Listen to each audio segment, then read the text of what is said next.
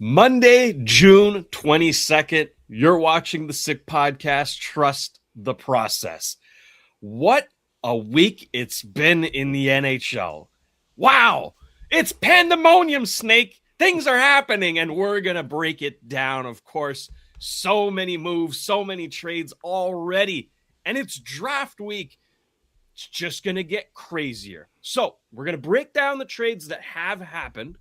But as promised, we're going to discuss wingers and defensemen that the Montreal Canadiens could target in a trade. We've got 10 names for you, so buckle up. It's going to be a big show and 5 mailbag questions. Woo, Snake, I'm pumped for this one. It all starts right here, right now. Turn up your volume. Because you're about to listen to The Sick Podcast. Trust the process. The sickest NHL prospect podcast with Snake and Shayne. With the 5th overall selection in the 2024 NHL Draft, the Montreal Canadiens are proud to select Ivan Demidov. It's gonna be sick. Okay, producer Shayne here. Simon the Snake Boisvert joining me as always. Snake, how are we feeling today? Very excited. It's that time of year where things move, except for trade deadline. It's just the time of year where you're going to have lots of trades. Yeah. So, for podcasters, it's pretty good because, we just wait for the news to happen and we comment on it. That's it. Yeah. That's it. We're very... I call it lucky, right? But in a sense, the NHL and the NHL teams have given us quite a bit of content and material to discuss on top of what we had already planned on doing. So, yeah, this is going to be a big show, but a fun show nonetheless. So let's dive right into it. We'll start with the trades that have happened. The first one is more of a sign and trade, right? The Tampa Bay Lightning trade Darren Radish to the Toronto Maple Leafs in exchange for a 5th-round pick. It's not really like, a value trade, right? It's more of a Mitch Marner type of trade that we saw last year for Nick Roy. So Darren Radish goes to the Leafs, signs an extension 8 times 8.5. Initial thoughts on that, Snake? Well, first of all, I think it shows that Toronto is not going full rebuild for now. That's for sure. They want to win. That was to be expected because they don't have their first-round picks in 27, 28. So it would have been absolutely ridiculous to tear it up and pretty much gave up those great picks to Boston and Philadelphia. The only thing I would have tried, let's say, had it been possible, I would have called Boston and Philadelphia and I would have said, what do you want for the pigback? Mm-hmm. And... But that's not how they operate. They're going to get Gavin McKenna. They're hoping that they can retool on the fly. Mm-hmm. Radish, as for the contract, 8 years. It's very long. But the issue with Radish, I would say pros and cons. Pros is that, look, he's not... He doesn't have much wear and tear, this guy. Because he hasn't played much in the NHL so far. Although he's fair. 30 years old. Cons, well, obviously, it's only one good season. So he was very good. I liked him. He was surprisingly good. But was it just a flash in the pan? But Toronto, I think, needed a guy like this. They might trade Morgan Riley, who knows, or give Morgan Riley a lesser role. Because I don't think he ever became a true number one defenseman in the NHL. I thought he was going to be much better because I liked him a lot in junior hockey. So he was good, but not great. So look, now we know what the Leafs are doing, and it might not be the last move. No. That's it. Snake, this makes a ton of sense. I mean, look, for Radish, first and foremost, this is a life-changing contract, right? So for him, slam dunk. He takes it any day of the week. And he goes to play for his hometown team. This is a really cool thing for him. I'm very happy for the player and the person. But for the Leafs specifically now, this was their number one need. They haven't had a true power play quarterback since I can't even remember. You know what I mean? Like Morgan Riley kind of filled in that role, but mostly they were running five forwards. Thomas Caberly, maybe. Who knows? So look, if they're banking on Radish having the same kind of season he had last year, and you know what? I would too. You look at the weapons on the Maple Leafs power play, and even 5-on-5, he's gonna have plenty of people feeding him the puck, and he's a pretty good passer as well, right? We always remember the shot. Okay, yeah, he's a great scorer and all that, but he's a good puck mover as well. Great vision. Yeah, that's quite the get for the Leafs. The 8 years is probably what most people are kind of bogged down on because he is 30 years old. Yeah. So at the end of the contract, he's going to be 38. However, I was talking with Pierre Maguire about this, and he brought up the fact that the Leafs have a short window here. Realistically, in 8 years, they probably won't be competing anymore. So it doesn't matter, right? But within that 2 to 3 years, still where Darius should be in his prime, yeah, they need a guy like that. So I like the move for both sides. Obviously, Tampa Bay was never going to re-sign him. But on that side, Snake, I'm curious to hear your thoughts. What do you think the Lightning is going to do? Because that defense is no bueno. Well, I don't know. Could they sign a John Carlson or someone like that? I doubt it, because otherwise they would have given the money to Radish. Yeah. I don't know where Tampa Bay is going, because they traded a lot of picks. They don't have many prospects coming up, but they still have a good team. We saw it in the playoffs. They are still a good team.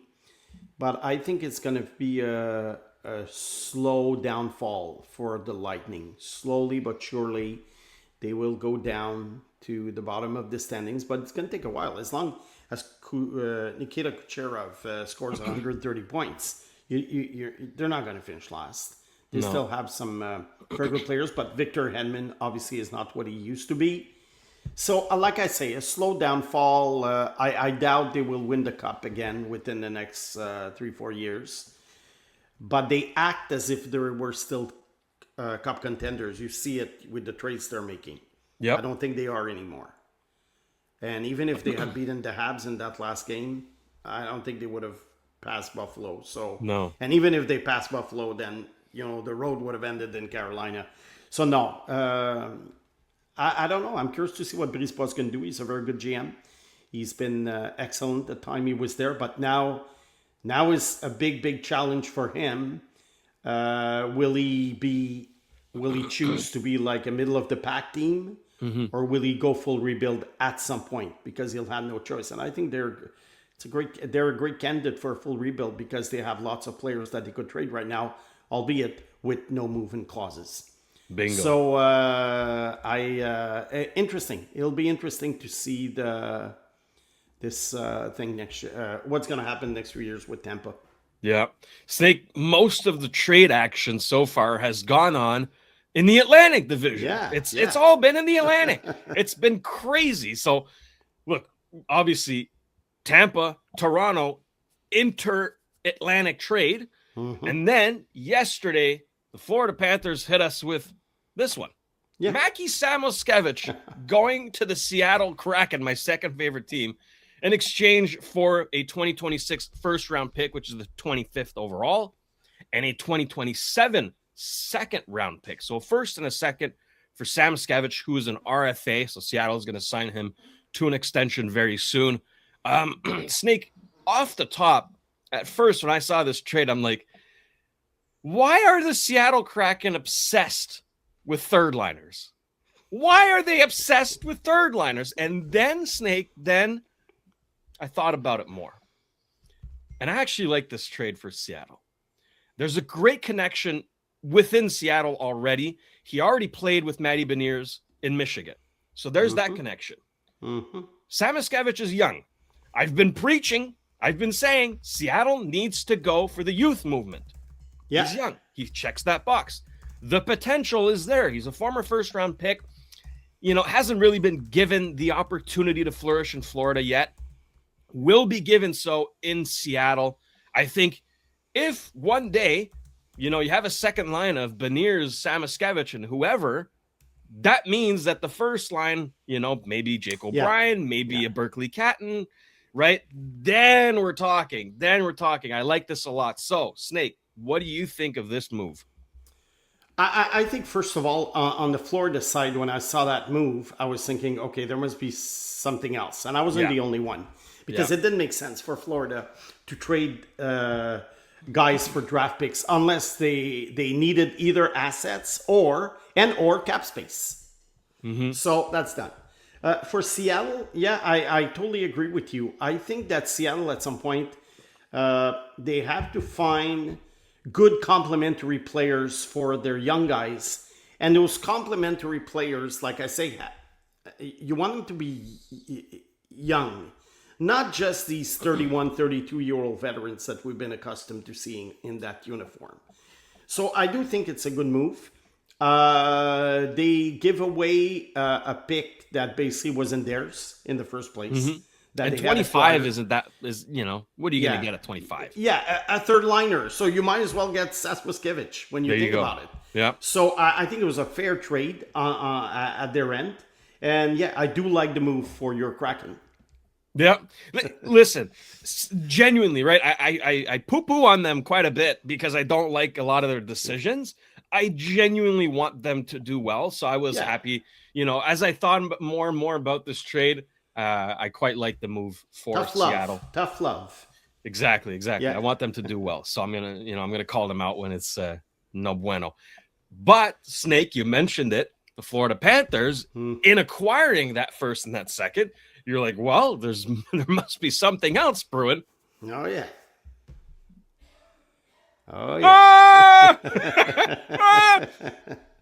Boom! The bomb gets dropped yesterday. Brady Tkachuk, the most predictable outcome ever, is now a Florida Panther in exchange for a 2026 first-round pick, the 9th overall, the 2026 first-round pick, the 25th, there you go, gets flipped, the 2027 second-round pick, and a 2029 first-round pick.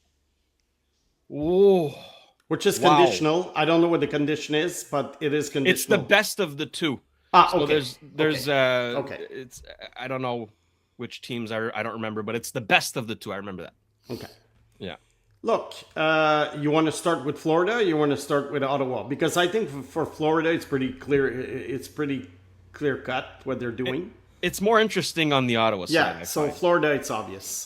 They still see a contention window, a Stanley Cup window. Rightfully so. Which is wide open. I mean, these guys are going to be back. Tkachuk is going to be back for a full season. Barkov is going to be back for a full season. They will probably be stronger than ever next year. And they should be the odds-on favorite to win the Cup right now. But as we know, predictions in June of 2026 might look very, very bad in June 2027. Who would have thought last year that Darren Radish would get a $64 million contract 1 year later? Now, for Ottawa, this is very interesting. First of all, I think they, just like with Quinn Hughes, I compare it to the Quinn Hughes situation. They were probably told that in 2028, Tkachuk was not going to resign. So now, you have the choice. You keep him for another year, then he becomes a rental player next year. Or you keep him for 2 years, you hope for the best, try and win with him, that then you lose him for nothing in 2028. Or you trade him now. Mm-hmm. The question is, when you trade him now, I remember when the Ottawa traded Dylan Cousins last year. Yeah. They wanted a veteran player in return. And when Buffalo and traded Ottawa, I know what Cousins, they wanted a veteran player in return. Ottawa gave them Josh Norris. In this case, it's kind of the opposite of what Buffalo was doing. They're getting futures for a guy. So obviously, in the short term, they are getting weaker. Yeah. Getting weaker is not a big deal if you're a rebuilding team. They're not a rebuilding team. Mm-hmm. Their core is in their prime. Sanderson, Stützle, Cousins, Batherson, Shabbat. Pinto, Shabbat. I mean, what is this? They're not getting a roster player in return. Now, if they had gotten a roster player in return, it would not have made sense for Florida because Florida is trying to win now. So they're giving away futures so that they don't touch their core. They had to give away Sasmuskevich, and that's enough. I think in their mind, Sasmuskevich, because I see for Florida, I see this as one big trade. Yeah, it makes sense. Which is basically Sasmuskevich for the 9th overall pick and the 2029 pick. That's pretty much what they're giving up because the rest they got it from Seattle. Yeah. Now, the 25th pick doesn't count because it was traded within the day. Now, for Ottawa, yeah, the 9th overall pick is good. They might get a Wyatt Cullen, for instance, but Wyatt Cullen is not going to be ready right away. And he might not be an impact player before, 3 years. 3 years minimum. And I'm talking impact, I'm not talking just making the team. Yeah. And in 3 years, all these contracts like Stützle's and Chabot's and will be coming to an end. Will Tim Stützle resign? It's like that ship has sailed for Ottawa. I mean, they had a core that was built by Pierre Dorion. Then Pierre Dorion tried to accelerate everything, by trading away picks, for the Brinkat and Chikrin. It doesn't work. Now Steve Staios comes in. They make the playoffs 2 years in a row, but they don't do anything in the playoffs. They don't win a round. And Tkachuk's not coming back. So it feels like a constant, not rebuild, but a constant retooling for Ottawa. It's constant retooling. So right now, they project as a middle-of-the-pack team that's going to fight for a playoff spot every year. Instead of becoming a cup contender, which could have been the case had they probably better surrounded that core and had better goaltending. So right now, it might look good. Look, 2029, they might get a top 10 pick. Who knows where Florida will be in 2029. But by the time this player has an impact on the centers, it's like 2032. Okay, 6 years in the NHL, 26 to 2032 is a lifetime. Yeah. Steve Staios might not be there. The coach probably won't be there. Most of the players won't be there. So I wouldn't say it's puzzling because Tkachuk had a new no-trade clause. And I think, according to Elliot Friedman, that he gave Florida 4 teams, where he was Ottawa 4 teams he was willing to go to. Vegas, Florida, Vegas, Minnesota, Carolina. Exactly. And have you noticed something? And I know one might say, well, Vegas is Vegas, but look at the 4 teams. They are contending teams. They are winning teams. And never underestimate how much NHL players want to win. Because Carolina, why go to Carolina really? More than, Philadelphia. Or Washington, really. Because Vegas, it's fine. California, Los Angeles. But Carolina, Minnesota, why? Because they're winning. So, did they shop him around to those 4 teams? It's very possible. And the best offer came from Florida. They had their hands tied. And, I think in a way they did the right thing. Hang on to Tkachuk would not have given them the Stanley Cup next year. And his value would have gone down as a rental player. So, just like Vancouver with Quinn Hughes, they did the best they could. Yeah. Snake, I mean, I'm, my opinion has been made public on Brady Tkachuk, but I'll reiterate, I am not the biggest fan. Okay. You're like Mathias Brunet. Mathias Brunet is not the biggest fan either. No, I don't particularly enjoy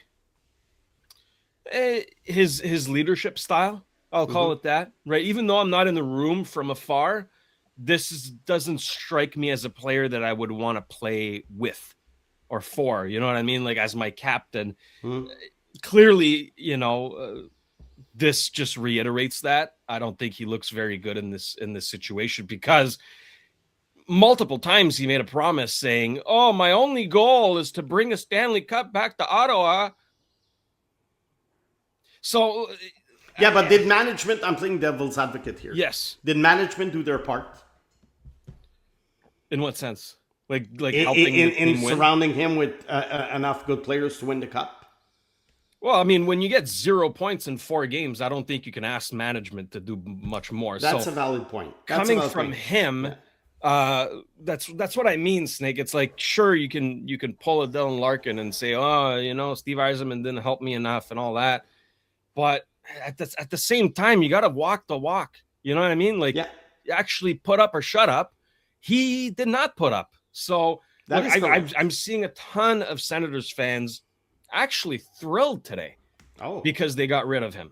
Okay. And you know what? I understand them. This guy was a distraction. All the discussions that were had about him potentially wanting out and playing with his brother and all that, it all came true. So now the Senators can flip that page, move on without him, name a proper captain, and actually be a decent franchise. I'm a bit harsh on the guy. I realize that, but he's just not my cup of tea. I'm not going to fake it here. There are players we prefer to others, and that's normal. Absolutely. And on paper, Snake, I love this for the Senators. 3 first rounders and a second.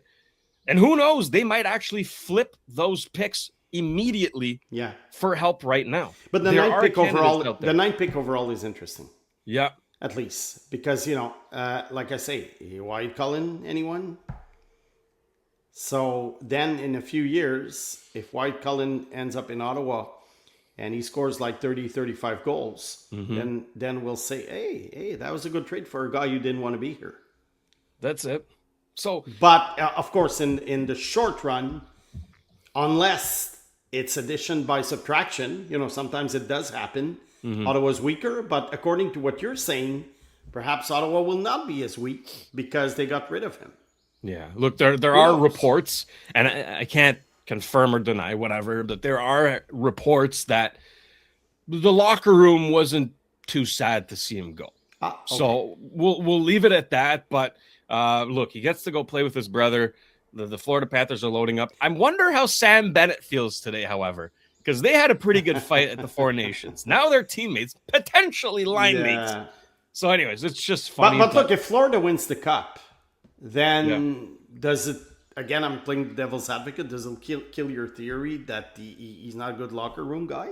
Depends what he does. Or it's because in Florida, he's going to be like pretty much flooded with other players who are going to take over, whereas in Ottawa, he was the guy, the go-to guy. That's it. Yeah. That's it. So, look, it depends what he does, right? Let's say the Florida Panthers go on and win the Stanley Cup and, you know what, he puts up like 5 points. Yeah, I'm still going to bash the guy.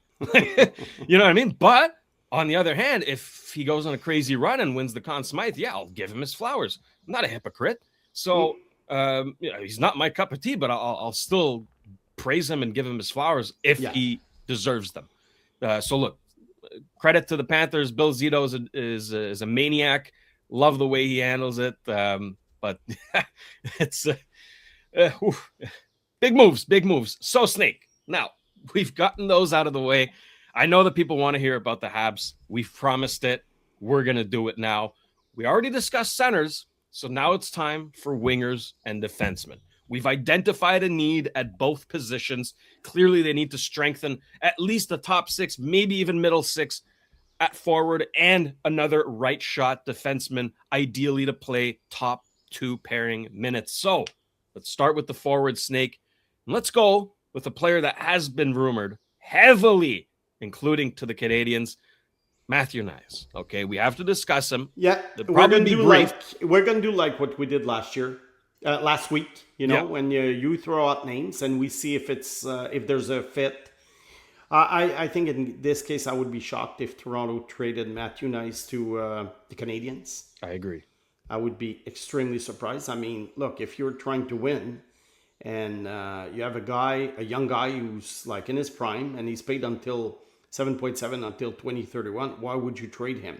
So what was true under Brad Treliving a few months ago might not be true now with the new reality of the Maple Leafs with Gavin McKenna and Darren Radish. Mm-hmm. Obviously, it would cost a lot, but I think the offer that was rumored to be, what was it, like a first, Zarovsky and Pickford, something like that. I think it would have made a lot of sense had the trade gone through.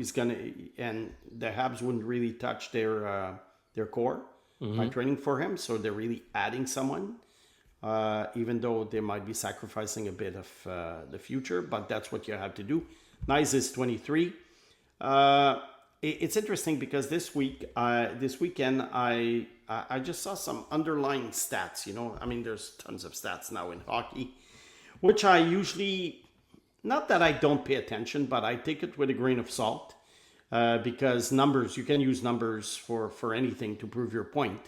And some said that Matthew Knies, according to underlying numbers, was not as effective or efficient as we think he is. Mm-hmm. But look, this is a guy that I would have traded for had I been the Habs. But now I think he's staying put. I'd be shocked, Snake, considering everything they've done so far. Like you say, the Maple Leafs are going to be holding on to this player. So, look, apparently his name is still in the rumor mill. I don't understand why, but listen, never put anything past John. Maybe Chaika doesn't like the underlying numbers. Hey, you know what? Analytics guy, maybe. Yeah, maybe. You never know. So, you never know. If he's willing to make a trade that yeah, there's no doubt that Matthew Knies fits the mold of what the Habs would need. However, when it comes to availability and price, iffy. So we'll put him aside for now, and we'll move on to another player here that has been rumored, especially linked to the Habs, and I've discussed him previously as well. Alexis Lafrenière. 24 years old, right? 6'2", 197 pounds, put up 57 points in 82 games. Obviously, the first overall tag is kind of what hurts his reputation. Yeah. But if he was drafted 6th, you'd be like, hey, you know what? That's a good first-round pick. Exactly. 84 hits in 82 games, good power play points, 23 points in 43 games, right? We remember that playoff run that earned him that $7.45 million contract. He has proven to be effective in the playoffs. He's a top 6 winger. There's no debate here. Would he be a fit, however, with the Canadiens? I think he would if expectations are not too high. Mm-hmm. So if you're willing to get, I think his production could go up with Montreal. I agree. I think he could score more than 57 points. But let's say he's a 70-point player in Montreal. Okay, let's assume.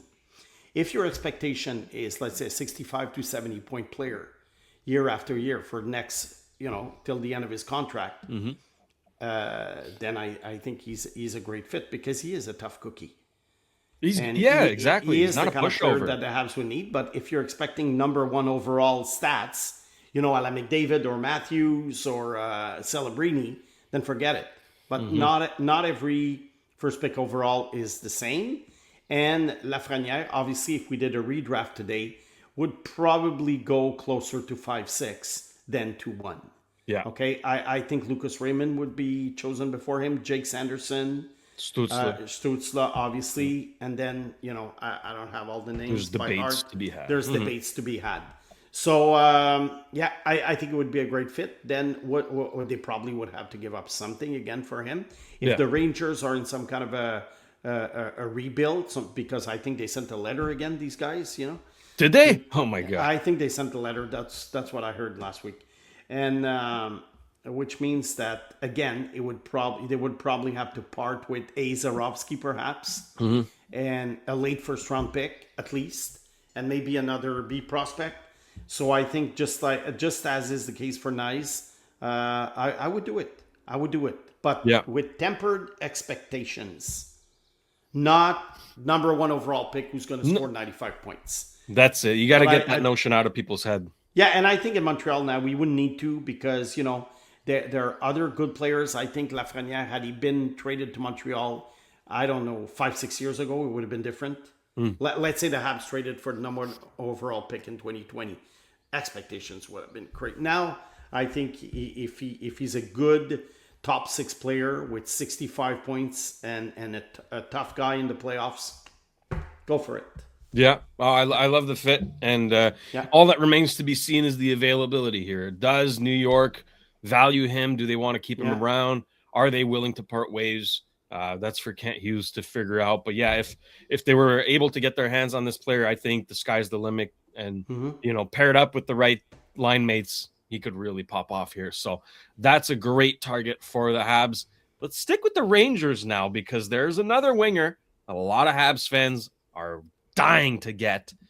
It's Will Cooley. Oh, yeah. Again, 24 years old, fits the age group. 6'3", 212 pounds. The guy is a tank. Not as good of an offensive production, of course, 38 points in 82 games. 302 hits, Snake. Tank. This guy, you want a power forward? He is exactly that. 2 points in 16 playoff career games, so not a ton of playoff experience. A very nice contract that ends this season at $3.9 million. Look, anything is possible. I don't see why the Rangers would want to trade this player. Well, if they're going to trade him, they have to trade Lafreniere and they have to trade Trocheck. And basically they have to empty the team the way they did in 2018. Remember when they traded Zibanejad and Rick Nash and all these guys? So either you do it or you don't. So if you're going to trade Cooley, you trade everybody else and you start over. I don't know how much he would cost because these players are very valuable. Mm-hmm. And especially after the playoffs, because every year it's always the same thing. We see who the playoff champion is. And, Sam Bennett, he was a god for the last couple of years. And this year it's the way Carolina played, with these third liners and these aggressive guys and forechecking guys and blah, blah, blah. So, like I say, you have to give away a good prospect for him. Oh, for sure. But is it a fit? Mm-hmm. I mean, do you give away a top prospect for him? That I'm not sure. So you have to, you don't give up a Hage or a Zborowski for this guy, but could you give up like a Reinbacher? I like Reinbacher. He's a right-handed defenseman. That's a need for the Habs, but you have to give something to get something. And Reinbacher has injury issues, so maybe a Reinbacher. I don't know. This is a Cooley. I have to say, it's very hard for me to put a trade value on this guy. I'm not sure the Habs necessarily would want to part with what the Rangers would be asking. And if they don't, I don't think if they would necessarily have the kind of player that they would need. Because like I say, you don't give away a top prospect for this guy. No, and look, Will Cooley is a rare breed, right? He's a rare type of player that you almost always have to draft. It's very hard to acquire these players, so that's why the team is going to sell that player at a premium. However, you also have to value your own prospect pool. Okay, is what I'm giving, can I kind of find that somewhere else? Or am I also giving a prospect that is hard to find? It's that's balance. the point. It's the balance that the Habs are going to have, yeah. Because I don't have a problem giving away a top prospect for Cooley. However, that said top prospect could be used in another trade. Mm-hmm. And then you don't have that top prospect anymore. So that's it. They trade Zborowski for Cooley. Okay? I don't have a problem with it. However, like I said, okay, now that you got Cooley, you don't have Zborowski anymore. So if you want to trade, let's say, for a Matthew Nyes, for instance, you don't have your Zborowski anymore. So if you have a top prospect, you have to maximize his value when you trade him. And I'm not sure with Cooley you maximize the value of a top prospect. So that's the only thing that bothers me about that type of trade. Mm-hmm. Snake, the next player I want to discuss here with you is a name that's been in circulation because of a contract situation. I'm talking about Maverick Bourque. Yeah. Now, he's an RFA, and we know the Dallas Stars are in a bit of a bind cap-wise. They also have to sign Jason Robertson, maybe trade him. If they do, then it opens up the room for Bourque, but 24 years old, right? He's a center/wing, can play both sides. 5'11", 187 pounds, about the size of like an Alex Newhook or Nick Suzuki, right? 41 points in 82 games, but had a really good end of the season. Not as good on the face-off, so that's why I put him in the winger category, but could be a center as well. 5 power play points, only 10 career playoff games, but like I said, he is a restricted free agent with a very, very low qualifying offer. He's going to sign for a whole lot more than that, however. Yeah. My first reaction is the Habs have enough small players. Mm. That's my first reaction. So obviously, if you sign him, other moves have to be made to make the roster bigger. Yeah. And then he's a good fit. Or he replaces a smaller player. Let's say, for instance, I'm just giving you an example right off the bat. You don't replace Josh Anderson with Bork. No, that's it. You see my point? Yeah. A Josh Anderson, let's say. But if Bork replaces, I don't know, a New Hook, that's just the name I'm throwing. Well, then it's fair. Mm-hmm. So what I would do with Bork, you know what? This is the kind of player to whom I would give an offer sheet. Because, they are in a crunch. They have to re-sign Jason Robertson unless they trade him. And it's not like I want Bork like so much that if Dallas matches that I'm going to lose sleep over it. Yeah. But his value would be already determined by the numbers on the contract, and it's only draft picks. Mm-hmm. So no negotiation, nothing. It would be like, okay, here's the offer sheet. You look at the amounts because there are rules, about the average value of the offer sheet. And then you try not to give away more than a 1 and a 2. That's it. First and second, let's say. Because the Habs are fine with first round picks in the sense that they're going to be later picks. So a 1 and a 2, let's say. So if you have to give up, I don't know, the 27th pick and a second round pick next year, no big deal. Bork was drafted late first round. And he's a 20-goal scorer who doesn't see power play time very much. No. And he's young. But like I say, he's on the smaller side. So other moves would have to be made for the Habs roster to be bigger. Because you can't have too many 5'11 guys. 5'10", 5'11 guys. We've seen it in the playoffs. Albeit, although Carolina had some smaller guys, but they were tough cookies. You talk about Jackson Blake, talk about Logan Stankoven, Seth Jarvis, and Bork, Nick Bork Ehlers. Is tough. Bork is tough. I like Bork. Yeah, I'm a fan as well. That's why I brought him up. And there's an avenue here for Kent Hughes to maneuver, to get him not that much of a price. So it'll be interesting to see, what Dallas decides to do here. We'll get an answer before July 1st, of course. And who knows, we might just see an offer sheet. That would be something. But I feel like teams learned their lesson from the Edmonton St. Louis fiasco. So that's why I kind of brought him up in the trade discussion. Maybe Dallas would want to get a little more value and say, okay, we'll just trade him to you straight up. No need to offer sheet. Here you go. You can have him.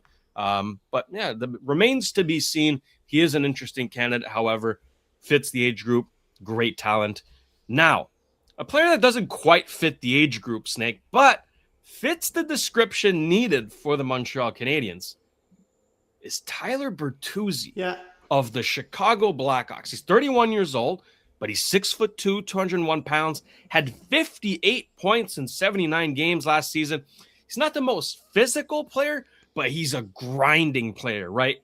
Relentless, nonstop, a playoff type player, and you can see that there.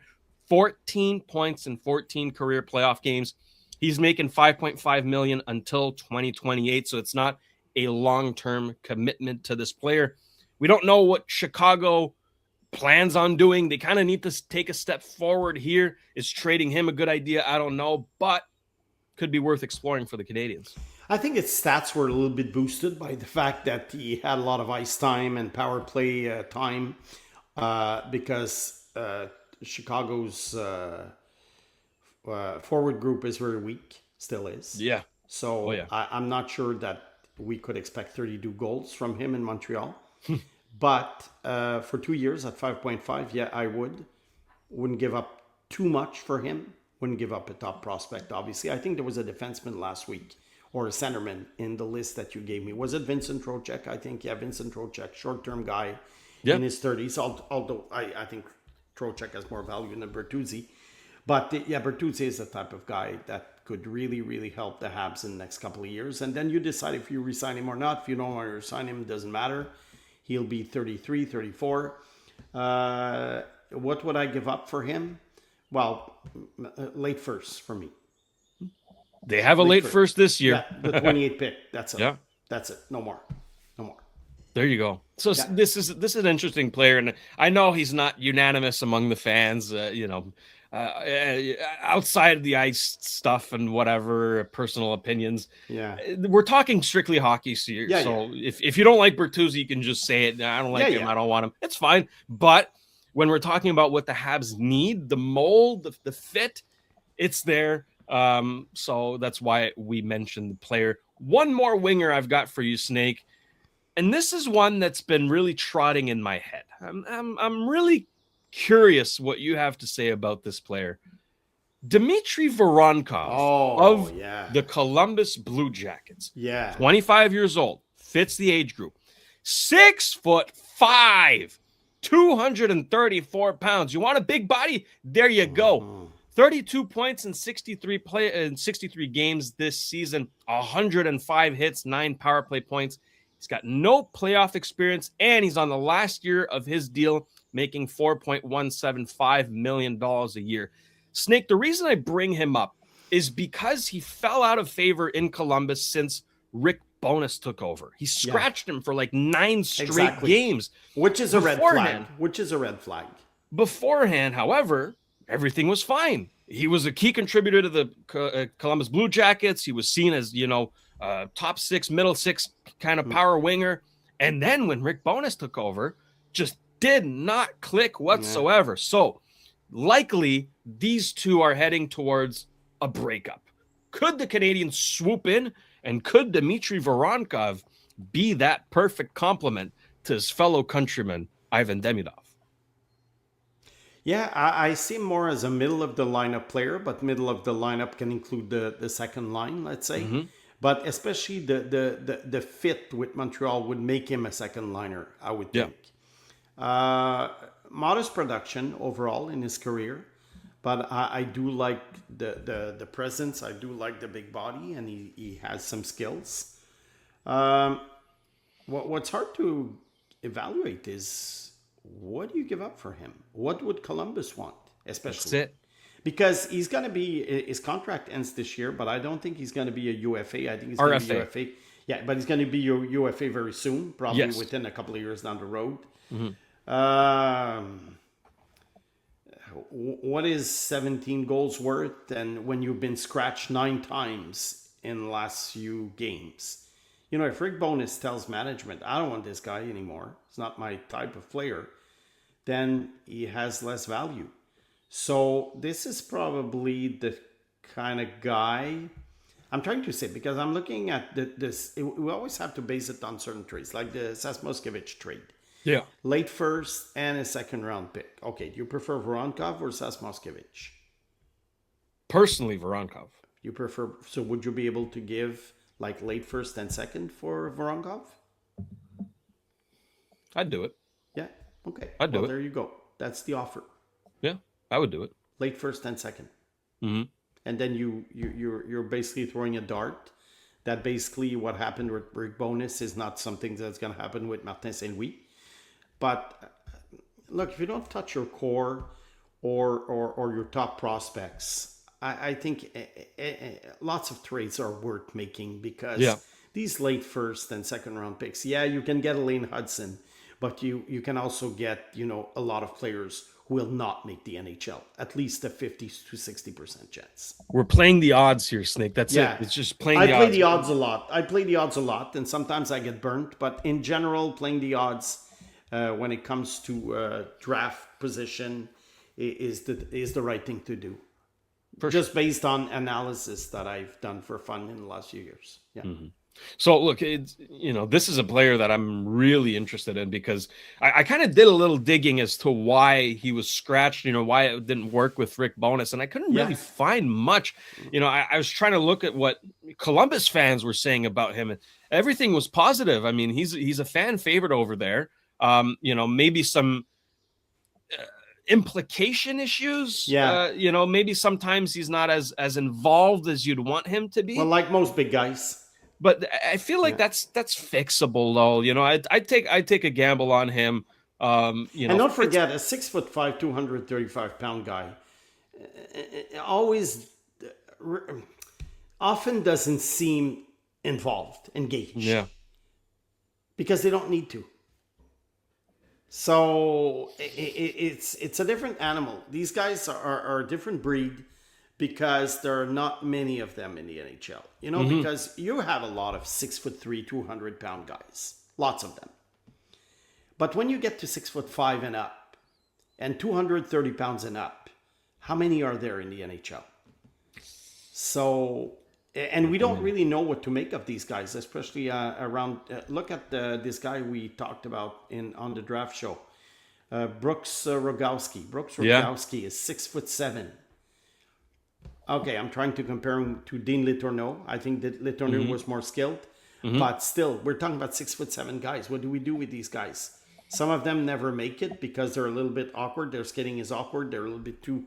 There's something to be said about being too tall for hockey, but so we don't. But Voronkov has proven that he's a good commodity for a hockey team. Oh yeah, good complementary player. So that's why I'd take a flyer on him. It was a good call of yours to put him on the list. And, you know, his work around the net is incredible, right? He's got good scoring abilities. I think he'd be a great compliment to Demidov personally. Obviously, the fellow countryman, you know, could make them both feel more at ease. I don't know. There's a lot of Look, it's always a good idea here to pair up Russian guys. I see it in junior hockey because lots of them are playing the CHL and the Q. And very often I hear these things. Well, if you're going to get a Russian guy, you get a second one. And Snake, really I might add, this is a player that was originally a center. He was moved over to the wing, but he can play both positions. Yes. So who knows what that could turn into. Yes. He won't cost that much. This is a player I would target. Wrapping up the wingers now. Those are the names that I've brought up. Did I miss any? Well, maybe you did miss any, Shayne, but I mean, the list could be so long.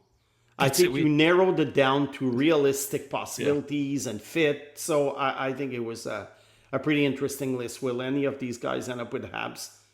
Probably not, but they were worth talking about. Of the names that we brought up, Snake, when we talk realistically, right? Which one do you think is most likely to be a Montreal Canadien? That's an interesting question. Maybe Voronkov? Because he's in the doghouse in Columbus? Yeah. That was going to be my answer as well. I think, maybe. He's been trotting in my head, Snake. I can't get him out. I'm like, this just makes sense. It would be a trade, like they made last year for Bolduc. Kind of the same profile in a way, statistically and in terms of, There we go. Well, it's time to move on to the defenseman. But before we do, a quick word from Cheapest T-Shirts. Stop overpaying. Buying t-shirts, hoodies, or blank apparel? Same brands, same products. Lower prices. No minimums. Buy one or 1,000, same price. Fast Canada shipping. Multiple warehouses. Stop overpaying. Visit cheapestt-shirts.ca. And we thank Cheapest T-Shirts for their partnership and their support. Also, a shout out to Betway. You can go all the way with Betway and get a deposit matchup bonus up to $300 on your first deposit. You can scan the QR code on the screen or click on the link in the details section to create an account and redeem your welcome offer. The offer is only available for new customers. Terms and conditions apply. The offer is not available in Ontario, and you must be 18 years or older. Please play responsibly. Snake, I have 4 defensemen to throw over to you here. And the criteria for, the defenseman that the Habs would be looking for would be right shot, of course. Minute muncher, can play on the top 2 pairing. Physical, big body. Overall, I think I've checked every box here. So the first one, we're going back to the Rangers, of course. Braden Schneider, a name that a lot of Habs fans have brought up because of the age. 24 years old, former first-round pick, right? Right shot defenseman, 6'4", 214 pounds, has a bit of offense in his game, 18 points in 82 games, but 163 hits and 140 blocks. That's what catches your eye. He plays on average 20 minutes, 27 seconds per game, plays on the top penalty killing unit, has 43 career playoff games, and is currently an RFA with a qualifying offer of $2.6 million. So, Braden Schneider, what do we think? Well, I think so far he's had a good career, but last season he wasn't as good, let's say. So hopefully it's just an anomaly and not a trend.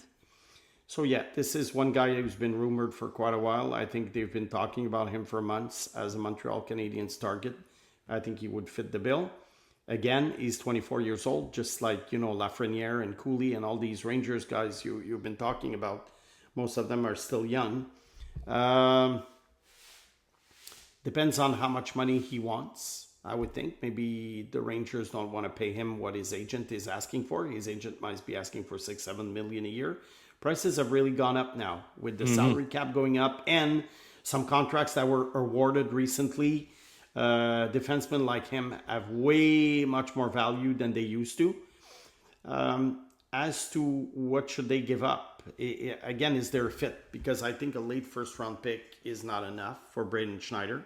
No. Because this is a guy who I think is worth... Look, if Noah Dobson was worth 16 and 17, I think Schneider is probably worth one of those two picks, let's say, a middle of the first round pick, 17, 18. Habs don't have that pick unless they make a trade. You give up Reinbacher for him? Not so sure. Not so sure, because Reinbacher has the potential to be better than Schneider. He's also younger, but he's injury prone so far. I like him. I just don't see a fit in terms of trade unless the Rangers are willing to take Bryce Pickford, let's say, in return. And they bank on Pickford's offensive potential. So unless it's for a guy like Pickford, you don't trade a Hage, a Zarovsky, a Fowler, a Reinbacher for him. They don't have the first round pick that would suit. I don't think you give up 2 first round picks for him, albeit late picks. I don't see a trade fit. Yeah, it's kind of hard. If I'm the gauge, Rangers, right? let's say, it's hard. Yeah, It's hard to gauge for a player who's 24 years old, who had a bit of a regression year. You invested a first round pick in this player, so I'm sure the Rangers are going to want quite a bit in return. But for the other team trading for him, you're like, well, he regressed last year. Is he going to regress again this year? That's why there might be a bit of a disconnect when it comes to the price, but the fit is there no matter what. I think that's easy to say here. Next player, Snake, is a name that I haven't heard anywhere, and I don't even know if he's available. I just wanted to talk about him because, to me, he fits the bill perfectly. It's Josh Manson of the Colorado Avalanche. He's 34 years old, but he's 6'3", 218 pounds, 31 points in 79 games, has some offense in his game, but 179 hits, 99 blocks, plays on average over 17 minutes per game, plays on the top penalty killing unit. He's a Stanley Cup champion with 74 career playoff games, and he's making $3.95 million until 2028. Now, the Colorado Avalanche, why would they want to trade this player? I agree, they're probably not going to trade him, but they are in a cap bind currently. So who else is going to be the casualty? Because they still need to make some room. Could he be that guy? How much would he cost, Snake?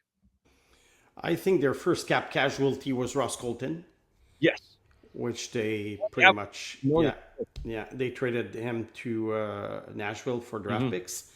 He could be a cap casualty because $4 million is $4 million.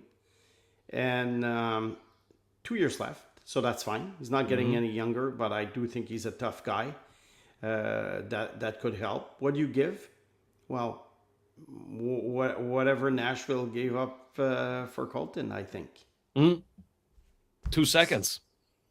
Max. Yeah, 2 seconds is good. Yeah, 2 seconds. Yeah. For that price, I don't think Colorado does it, but... no, depends on their cap crunch. It depends on their priorities also, because at some point when they decide, Ross Colton is a valuable player, but they probably decided okay, for $4 million, we have to cut a couple of guys. That's going to be one of them. So, Colorado obviously is going to keep Makar, Taves, Malinsky. Look, it's not It's not impossible that they trade Manson. Habs would be a good fit again for a couple of years, because the Habs, I always say, well, they have to get 25, 26-year-old players.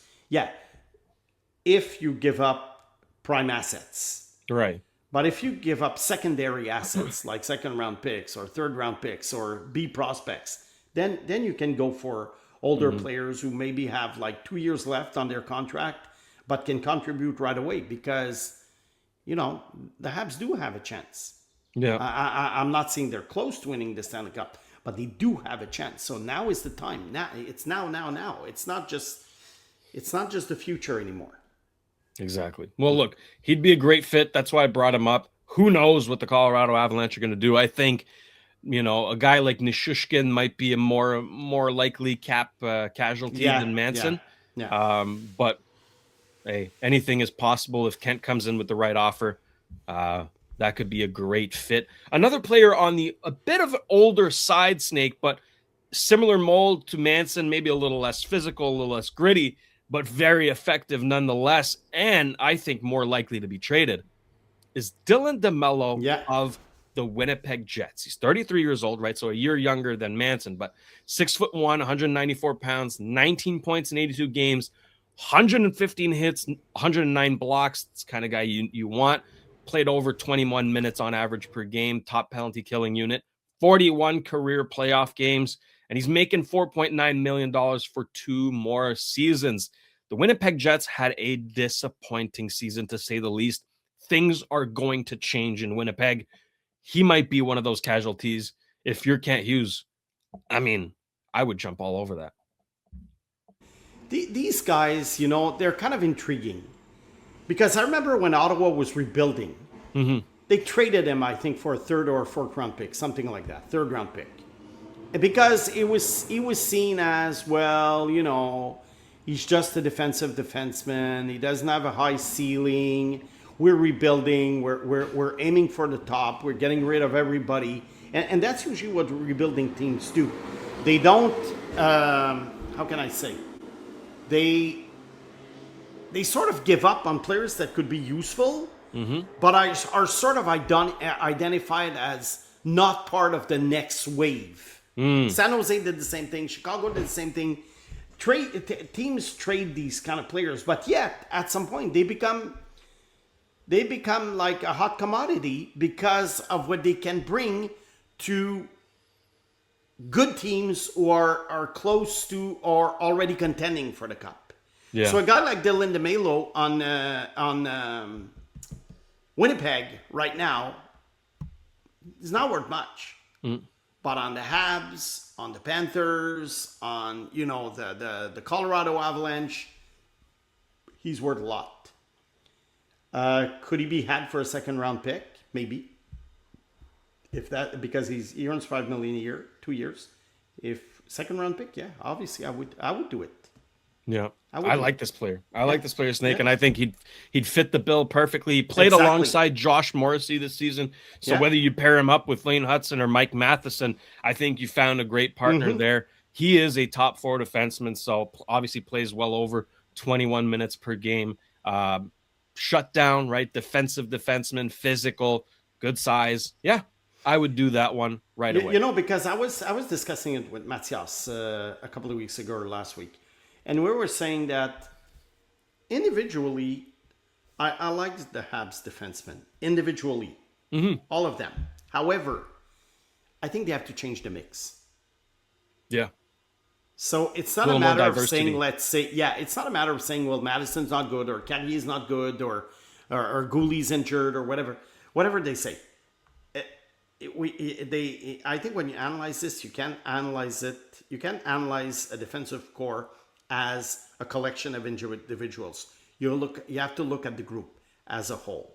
Yeah. And how do they complement each other? How do they complement each other? And I think the Habs, the mix kind of leaves to be desired in order to win the cup. Again, because I trust the process. We talk about winning cups. Not just winning games 6-5 and making it to the second round no, it's about winning the cup. And I think the mix needs to be needs to be revisited in Montreal. And that's why a guy like him or other guys you mentioned, Manson, whatever, could be a very good fit. Well, we got one more to get to, and this is a name that Habs fans have brought up quite often, and of course plays for a rebuilding team, so the likelihood of a trade is quite high. It's Zach Whitecloud. Oh, yeah. 29 years old, 6'2", 218 pounds, fits the bill, right? 17 points, 78 games, but he's a shutdown guy. 124 hits, 140 blocks, plays over 20 minutes per game, plays on the top penalty killing unit. He is a Stanley Cup champion with the Vegas Golden Knights, 78 career playoff games, and he's making a beautiful $2.75 million until 2028, Snake. I understand why Habs fans want this guy. You know what? This is the kind of guy, obviously, at first I would offer, 1 or 2 second-round picks at first. But if Calgary asked me for the 28th pick overall, I would think about it. Seriously, because it's only 29. I know he becomes a UFA in 2 years. But, the salary is very low. I think you can re-sign him, maybe for an extend him for maybe 3-4 years afterwards. Yeah, 28th pick overall. Yeah, I wouldn't say I would really think about it. Yeah, that's a good player. And Snake, I actually had the opportunity to meet Zach Whitecloud and have a short discussion with him in Vegas when I was there for the draft in 2024. There was the Coalition of Hockey Diversity. I forget the name of it, but anyways, Zach Whitecloud, Jordan Harris was there, Georges Larac, Piquet Subban, the list goes on, right? So, I got to meet Zach Whitecloud, and what a person. Like, this is the kind of guy that would fit the culture that's even right better. away. So that's even better. I can attest to that. I like your list of defensemen, Shayne, because it's realistic and it also suits what the Habs need. That's it. The Habs don't need another 60 point per year puck mover. No, they don't. Exactly. So they need more toughness. They need more guys who are like more defense oriented. So yeah. Snake, I know that there's a lot of more names on the trade block and even more on free agency. We're going to get to free agency. Don't worry. Okay. Yeah. These were just for trades. So yeah. Of the 4 names that I mentioned, Snake, I'll ask you the same question again. Yeah. The most likely to become a Montreal Canadian is you amongst what? Whitecloud, Manson, DeMello and Schneider.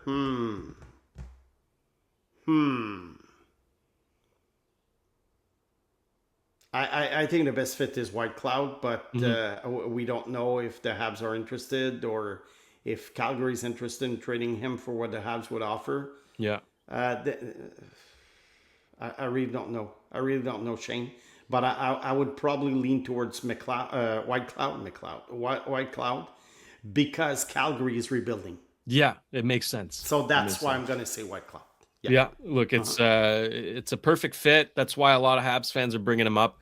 Yes. But I'm curious to see what Winnipeg's going to do. I don't know. I feel like Dylan DeMello could be a good fit, but yeah. But remember, they won the President's Trophy 2 years ago.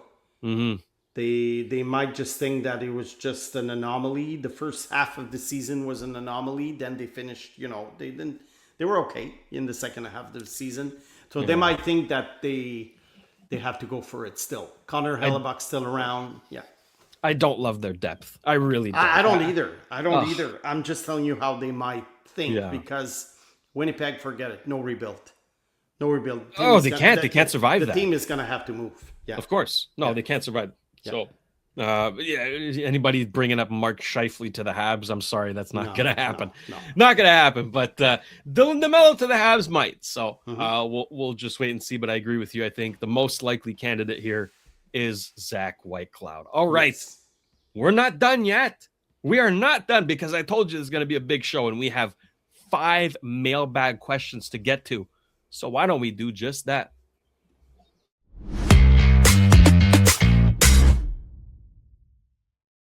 Our first question today comes from Ben. Hey guys, love the show. Never missed an episode.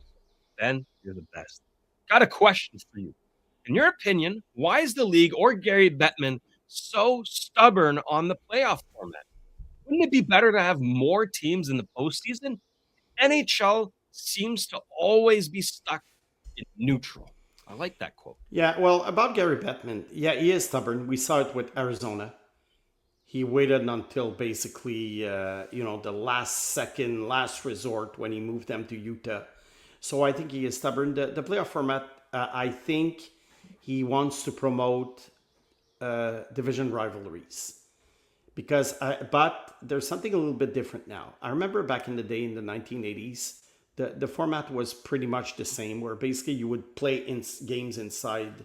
The first two rounds were inside your own division. But, at the time, Montreal was playing Quebec very often. Montreal, Boston.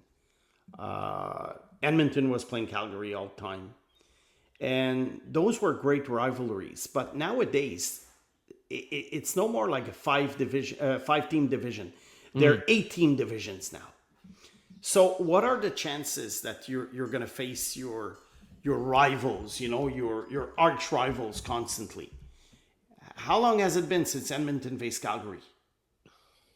So I think 2 years, yeah. Yeah. And look at the Habs, when do they face Boston, So I think now is the time to go back to 1 versus 8. I don't know why he's so stubborn, because travel is not going to be a big deal with 1 versus 8. Because even now, there were 5 teams from the Atlantic Division in the playoffs. So even Ottawa went to play Carolina in the other division. So only 3 series were within the division, when you think about out of 4. So there was 1 series that was not even within the division. So, and had it been 1 against 8, Montreal would have faced Boston. Mm-hmm. So you see, it's nonsense. It's nonsense. Go back to 1 against 8. And also it makes for more variety in terms of matchups. Yeah. I mean, I was looking at the Habs opponents, in the last maybe 30 years in the playoffs, and there's lots of teams they never faced, or haven't faced since almost like the original 6 days. That's it. So no, look, 1 versus 16 to me would be magical, but it's not gonna happen. But 1 versus 8 is very realistic. I think at some point it will, maybe when he retires. Ben, you're preaching to the choir, my friend. Yes. We are very vocal with our about more teams in the playoffs. Maybe something like the NBA is doing when they expand to 34 teams in the NHL, which I think will happen. They could do a play-in. Yeah. Play-in, basically, for those who are not familiar, in the NBA, 7 plays against 8. 9 plays against 10. Winner of 7 and 8 is in. Loser of 7 and 8 plays against the winner of 9 and 10 for the last spot. And the one who loses the 9 versus 10 game is eliminated right away. So basically, if you finish 7 or 8, you have 2 chances of making the playoffs. Yeah. I think it would be fun. It's very short and sweet. It's a couple of days. And it's 1 game elimination too. It's so that's 1 game fun. elimination. Some might say it's not fair, but look, at some, you know what? You don't want to be part of it. Finish in the top 6. Yeah. Look, I completely hate is a big word. I hate the playoff format. Snake, I have not met someone who likes this playoff format. It's like, yeah, the NHL does it better than every other league. No one. Why do we keep doing this? I don't understand, Ben. You're so right. Thank you. And we'll keep talking about it. The more we talk about it, the more we may enact change. So we're just doing our job here. All right, next question. This one is coming from Seb Gold. Question for the Snake. I know you had Zarovsky 17th last year. Had he not been selected in last year's draft, where would you rank him in this draft class after his 18-year-old season? Very interesting question. Yeah, that's a very interesting question because this year's draft is... Look, every draft, I think, is defined by star players. But the rest, after the star players are gone, I think every draft is pretty much the same in terms of quality, number of players making it. Yes, there are exceptions like 1979, 2003, 2015. I would say that if he hadn't been selected, based on what I saw last year, let's be fair. Okay, let's not include his KHL season, which was great. Based on what I saw last year, I might have him probably closer to 11 or 12. That's my answer. Because I do think that even last year, when I ranked him 17, I think I underestimated him. Yeah, it probably goes higher in a redraft. Yeah, because I was thinking about it during the last summer, and I was thinking, why did I put this guy in front of Zborowski, really? So I would say 11 or 12. There you go. Yeah, good call there. Great question as well. Yeah. Question number 3 comes from Juan Pablo. All right, had a thought. Carter Hart wasn't good in the finals compared to previous rounds. Neither was Freddie Anderson. Dobesh wasn't as good in the third round. Wedgwood either. It's not all on them, but is it possible that they were too tired? Goalies aren't used to playing that many games anymore in the regular season, and skaters are better than they were before, which might require more work on their part. Maybe it's too many consecutive games in the playoffs. Should cup contenders alternate early in the playoffs to avoid that? Oh, That's interesting because teams have always stuck to one goalie in the playoffs. Sometimes by necessity, because you don't trust the backup, but also sometimes because you're thinking, okay, this is my number one guy. We're going to win or lose with this guy. Mm-hmm. He's the main man. Let's go. I think a team like Carolina with Freddie Anderson, first of all, I don't think he was very challenged in the first three series. So that's one answer. But I think when you have like an okay goalie like Wedgwood or Anderson, but not a star goalie, yeah, it would be good. It would be good to try and do this early in the playoffs. Alternate and then give like a rest, just like you do in the regular season. However, in the playoffs, you can't afford to lose one game. So that's why they always go. But look at what Carolina did at some point. They played Bussy. Yeah. But more like because they had no choice. Because Anderson wasn't doing the job. Well, could there be fatigue with these goalies? Yeah, but when Vasilevsky was winning cups, were we talking about fatigue? No. So maybe it's because the goalies that you mentioned are not necessarily top goalies that this happens. Maybe that's the reason, more than fatigue. You know, because look at the names. I mean, Carter Hart, Dobesh, you know, as good as they were, they're not considered established star goalies either. But I do agree with the idea. Yeah, if I have a good backup or a good tandem, I would do that. I wouldn't have been afraid to send Jacob Fowler, honestly. No, me neither. I would not have been afraid to send Jacob Fowler. We would have given Dobesh a break, maybe. So maybe next year it's something to consider for teams. I think we're going to see this more often. I think it was a great observation from our listener. Yeah. I think we're going to see this more often. The tandem seems to be the new trend now. Well, 84 games also. Exactly. So plus I think, the playoffs. So if you go far, it's 100 games. Come on, 100 games. Yeah. Exactly. Teams who have that luxury of having two good goaltenders on the roster, you know what? Giving a break to both of them by playing both, it could ultimately be a good gamble. But yeah, I think great observation. We're going to see that more often. Question number 4. This one is coming from Le Nicolas. Hello, guys. Question for the Snake. This week, I stumbled on a few preseason lists for this draft. Obviously, a lot has changed, but there are 2 names that I saw as early as number 3 for the first player and number 6 for the second one. Those guys are nowhere near to be found today, at least to my knowledge. I'm talking about Ryan Rubrek and Ryan Lynn. What happened with those guys? Yeah, I think we talked about Rubrek a little bit on the show. I think Rubrek, the reason why he plummeted down the rankings is very simple. This is a guy who's a late birthday, so he was playing his 3rd season, and a lot was expected of him, especially after he scored over 40 goals last year. A big centerman, who scores 40 goals, was supposed to be a top 5 pick this year. But the lack of effort was the key to his downfall in the rankings. Now, what do I think? I don't know if I would take a chance on Rubrick in the late first round. Maybe yes, maybe no. I'm not sure. I don't like it when a guy during his draft year doesn't not produce enough, but doesn't show enough, doesn't progress, doesn't show enough. I'm not going to label him the next Brad Lambert because there are similarities, but maybe I would take a flyer on him because at some point you're thinking, look, maybe there were reasons for the guy, being a great player at 17 and now at 18, he looks like disinterested. What was the reason for lack of motivation? I'm sure teams that interviewed him have asked him.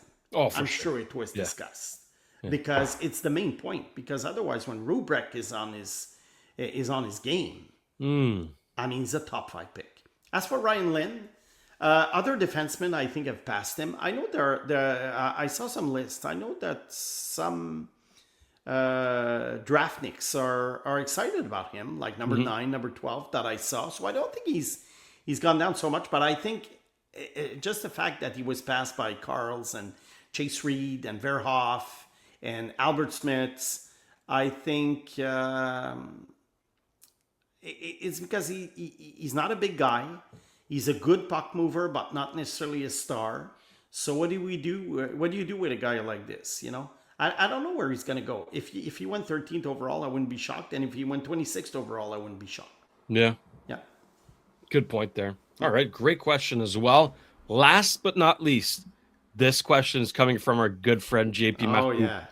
Is it possible to put the final nail in the coffin of the idea that some hockey players are winners while others are losers? I even have a new term for it. The Marnerization of hockey. How can a player who won everything in the amateur ranks, winning an OHL championship and a Memorial Cup, while simultaneously getting the OHL playoff MVP and Memorial Cup tournament MVP, suddenly become labeled a loser upon arriving in an organization that is questionable, to say the least?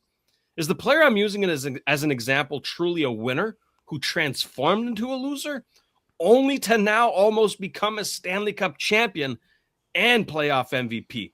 Do people put too much emphasis on the term winner, lazily applying that label to every single player on a championship team without any nuance? Wow. Yeah, JP. From the top ropes, JP. Yeah, JP, I love you. I mean, it's you've had some fantastic reflections and questions this season.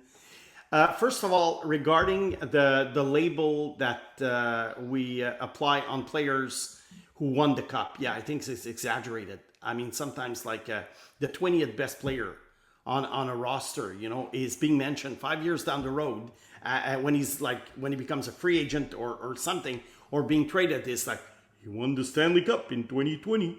Okay, look, good. You won the Stanley Cup.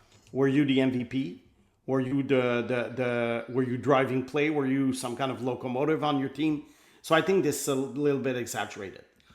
As for the term loser, I hate this term for NHL players. Okay, because I'm not an NHL player, but I think most of us know what it takes to get there. Yeah. To the NHL. I mean, it's impossible to label an NHL player a loser.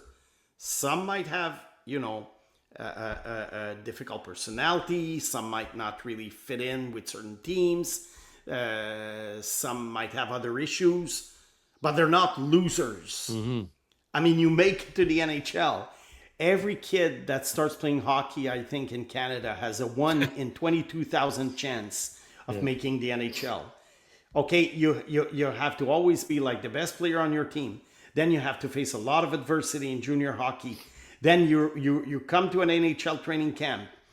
I mean, most often you have to go to the AHL, climb back up. I mean, it's a dogfight. It's like the PGA Tour. It's like the ATP Tennis Tour. It's a dogfight. Although your teammates, you're always sort of like in competition with your teammates for a job. It's a very strange thing, this professional sports thing. Because you have to work together, but at the same time, You don't want someone to take the job away from you because there's only 20 regular spots. So no, I don't get the term loser. I mean, I think some guys in certain situations will get labeled losers because they don't play well at the time where they're supposed to play well. But just like a clutch player, I saw a discussion there in baseball a few months ago, and they were talking. Does a clutch player really exist? Interesting. Because sometimes we see, oh well, in the ninth inning when his team is losing by 1, he always gets on base. Yeah, but then you look at the stats, and the guy got on base 4 times out of 10. In those circumstances, but you sort of like watch a game and you're kind of mesmerized by the fact that, oh, in the World Series in Game 7 he got on base. Yeah, but does it always happen? You know, Derek Jeter from the Yankees was considered a clutch player. Was he? Was he not? I don't know. So look at Mitch Marner. That's a good example. Marner in Toronto, they get eliminated in the first round almost every year. And he wasn't very good. Now he gets to Vegas. He was great for 3 playoff rounds. Yeah. You know, no. Forget. I don't want to hear this term loser about NHL players. It's ridiculous. It is. It really is. Look, it's a bunch. We know how it is, right? It's armchair GMs who. But are there guys? Are there guys who don't fit on a team? Could be some kind of distraction to a team. Yeah, of course. That I believe. Not every player on a team has perfect behavior. Is always on his game. I mean, that's impossible. We're humans. But find another term. Loser is not in our dictionary of trust the process when it comes to NHL players. Although we are very critical of NHL players because you know what? That's our job. And guys are paid millions, and we're talking about the best in the world. But we all know that if all these guys went to the street, the neighborhood skating rink, I mean, we'd all look silly. That's okay. So Brian Scalabrine is a former NBA player, and he said, "I am closer to LeBron than you are to me." Right? Yeah, so of essentially. Course. An ECHL player is closer to McDavid than the general population is to the ECHL player. Yeah. And even the general population who's played hockey. Correct.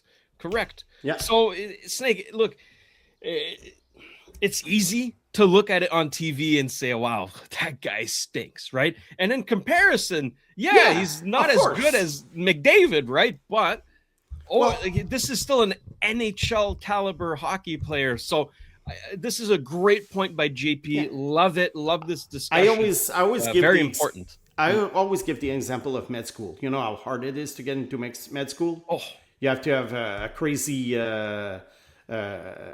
grades, you know, like 97, 98, whatever. Like if you have 91, 92, forget it. You're not going to make it. But when you get to med school, obviously, if you have like 300 students, one of them is going to be the worst of the bunch. But doesn't mean he's not going to be a good doctor. Doesn't mean he's a bad student. Doesn't mean he's a loser. But, you know, there are 300 great students. One of them is going to finish 300. And I think that's the same thing with the NHL. It's like it's a stranglehold. Yeah. It's a stranglehold. You know, I mean, you might make fun of, I don't know, so-and-so player because he can't finish it off and he misses open nets. And yeah, okay. But this guy in junior hockey was scoring 50 goals. One of them is a guy when I was a kid, when I was a teenager, that was made fun of was Régent Houle, the Habs ex-GM. Yeah. He was selected number 1 overall. He was a fantastic junior player. Fantastic. But, you know, as a Montreal Canadiens, people made fun of him because he missed open nets. Oh. But, you know, Régent Houle, when you think about it, all things proportioned, I mean, all things considered, he was a great hockey player. Well, Snake, we'll end the show with a bit of breaking news. As we are recording this show, it's not a trade, however. It is a signing. For anybody who was hoping to get Connor Murphy in Montreal, okay, Edmonton. Not happening. Yeah. He is staying in Edmonton 5 years, carrying a $4.1 million AAV. So, yeah. 5 years is long. 5 years is long. But now the trend is to give up, more years to the player. So they lower the average annual value of the contract. So good for him. He gets $20 million. I don't think that contract is going to age well, but the Oilers are on win now mode. Exactly like the Toronto Maple Leafs. So yes, breaking news. So all that to say, Snake, we're going to tease the rest of the shows that we have left because we only have 3 left before we take a hiatus until all the way late August, early September. We haven't decided which date we're coming back. But we're going to take a summer off. We want to enjoy ourselves a little bit. So on June the 25th, the day before the draft, of course, we're going to discuss any trades that have happened in the meantime and preview the draft. If the chat wants it, we'll do a mock draft. Not the whole first round, however. It's going to take a while, but it's a popular thing. People enjoy it. We're going to act as if we are the teams. If you want it, we'll do it. If not, it's fine. We'll find something else to talk about. No shortage of topics, okay? After that, on our Monday show, we're going to recap the draft and preview free agency.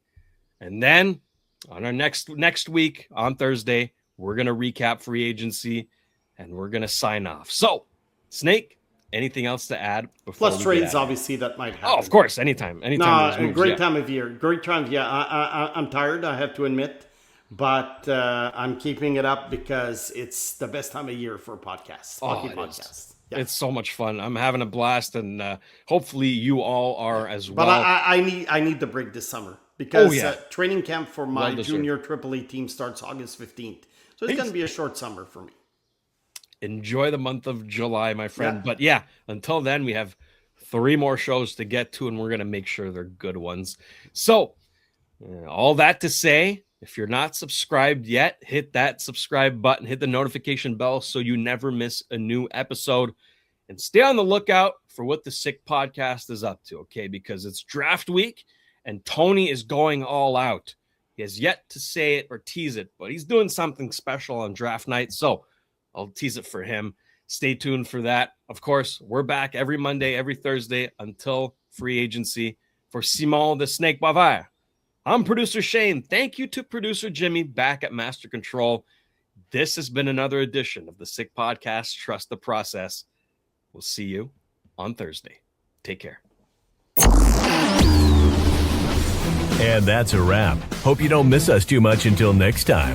Follow the Sick Podcast, Trust the Process on YouTube, Instagram, Facebook, Google Play, and Apple Podcasts.